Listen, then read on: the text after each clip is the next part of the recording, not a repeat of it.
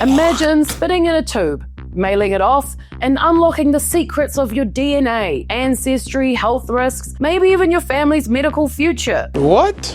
That was 23andMe's promise. Revolutionary, personal, and maybe a little too good to be true. Fast forward to today, and the company that once dominated the genetic testing world is in freefall. Hacks, lawsuits, bankruptcy, and the chilling possibility that your DNA could end up in the wrong hands. So what went wrong? And what does this mean for the millions who trusted them with their most private data? Let's dive in. Hi, I'm Evie. If you're new here, we do 5 videos a week on whatever's going on in the world. And I just say cool stuff about it, and you should totally subscribe because we're having a really awesome time. Okay, let's go. Let's get into the video. Let's go. 23andMe was co-founded in 2006 by Ann Wojcicki, a Silicon Valley powerhouse with ties to tech royalty. Her ex-husband is Google co-founder Sergey Brin, and her sister Susan used to run YouTube. Together, they were a rare splash of female leadership and tech boys club. The pitch? Spin a tube, mail it off, and get a breakdown of your DNA, health risks, ancestry, the works. Time magazine even named it Invention of the Year in 2008. While competitors like Ancestry DNA stuck to family trees, 23andMe also leaned into health reports and later pharmaceutical research.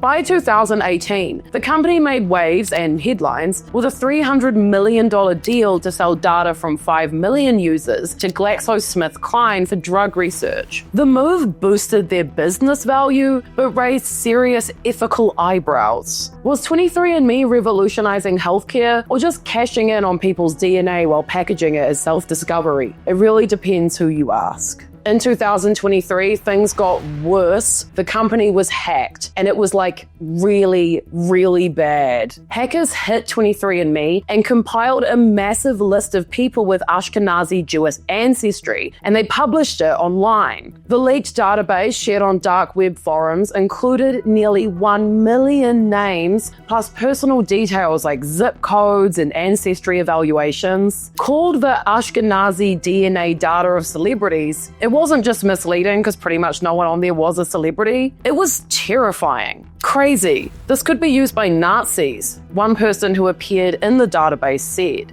After downplaying the breach as affecting just 14,000 accounts, 23andMe eventually had to come clean. Nearly 7 million accounts were compromised. Ouch.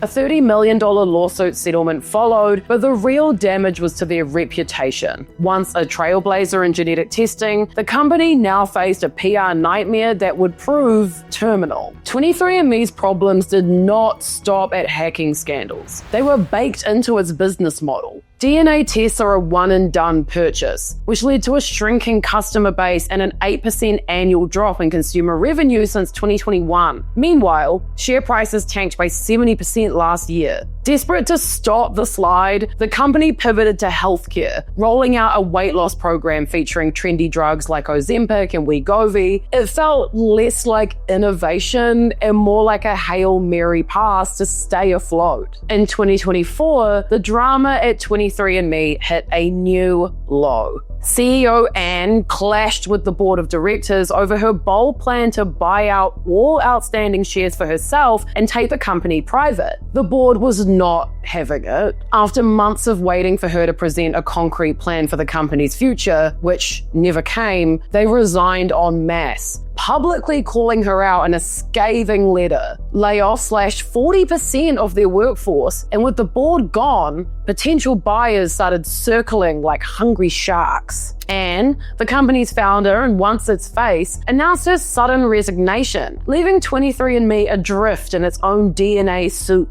By March of this year, 23andMe's downward spiral culminated in a Chapter 11 bankruptcy filing. The company announced it was seeking bankruptcy protection in the Eastern District of Missouri, aiming to maximize the value of its business through a sale. Despite all of this chaos, 23andMe assured customers it was business as usual during the process. Good. CFO Joe Salesavage stepped in as an interim leader. As the company scrambled to find a buyer, it was clear the once revolutionary genetic testing giant was on life support. But what will 23andMe do with the DNA data of 15 million customers? For Congress and customers like Sinead Wiles alike, This is the big question. Sinead, a 27-year-old traveling nurse, sent her DNA to 23andMe, curious about her ancestry, saying, as an African American, it's very common for our heritage to get lost. The test delivered the insight she wanted, but then came the follow-ups. Emails pushing add-on services and suggesting her relatives take the test too. She wasn't interested, so, it seems that even your DNA comes with a subscription pitch these days. She said,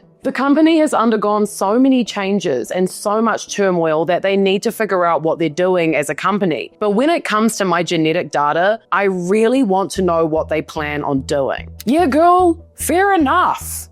When signing up for the service, about 80% of 23andMe customers let the company use their data for medical research, fueling deals like a partnership with GlaxoSmithKline to develop new treatments. But what a lot of people don't know is that genetic privacy is almost non-existent. HIPAA, or the Health Insurance Portability and Accountability Act, doesn't apply to 23andMe, and law expert Anya Price warns that people don't realize how exposed their data is. The company says that its data is anonymized, but that also means that once you agree, there's no easy way to take it back. Your DNA is in the system for good, anonymized or not.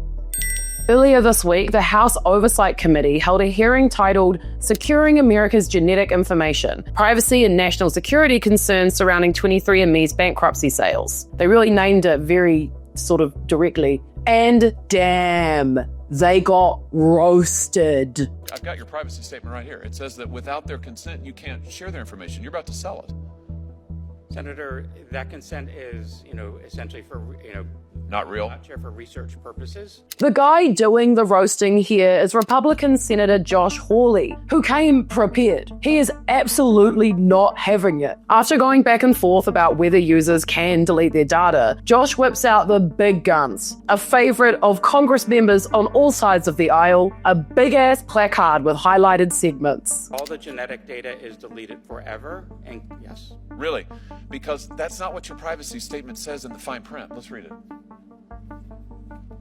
What your statement says is, we retain personal information for as long as necessary to provide the services and fill the transactions you have requested, to comply with our legal obligations, resolve disputes, enforce agreements, etc., etc. Honestly, I could watch this all day. I'm kind of obsessed with it. Don't talk to your suit behind you. Talk to me. He's not testifying. You are. Don't talk to your suit behind you. Talk to me. It's giving like I am the captain now. Outside of just having a very strong, dramatic flair, Senator Josh raised some important and direct issues with 23andMe being sold. Users can delete their account settings, but their data stays put. The lab still holds on to your name, date of birth, gender, and even family connections. And now, that's all up for grabs to the highest bidder. Let that sink in. If 23andMe were truly deleting your data like they say, would the company have been valued at $300 million? Probably not. Your data isn't just part of their business, it is the business.